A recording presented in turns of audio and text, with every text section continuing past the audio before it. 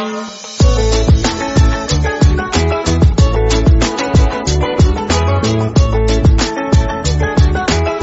The lord.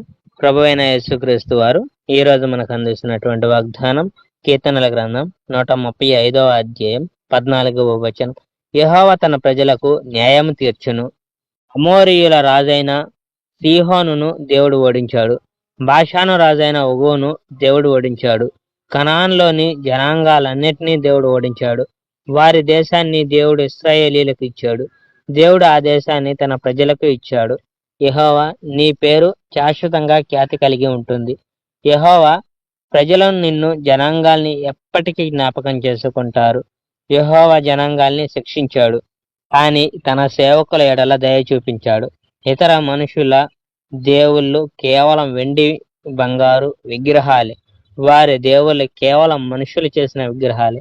ఆ విగ్రహాలకు నోళ్ళు ఉన్నాయి, కానీ అవి మాట్లాడలేవు. కళ్ళు ఉన్నాయి, కానీ అవి చూడలేవు. ఆ విగ్రహాలకు చెవులు ఉన్నాయి, కానీ అవి వినలేవు. ముక్కులు ఉన్నాయి, కానీ అవి వాసన చూడలేవు. మరియు ఆ విగ్రహాలను తయారు చేసిన మనుషులు సరిగ్గా ఆ విగ్రహాల్లాగానే అవుతారు. ఎందుకంటే వారికి సహాయం చేయాలని వారు ఆ విగ్రహాల మీదనే నమ్మకం ఉంచారు. ఇశ్రాయేలీయుల వంశమా, యెహోవాను స్తుతించు. అహరోను వంశమా, యెహోవాను స్తుతించు. లేవి వంశమా, యెహోవాను స్తుతించు. యెహోవాను ఆరాధించే ప్రజలారా, యెహోవాను స్తుతించండి.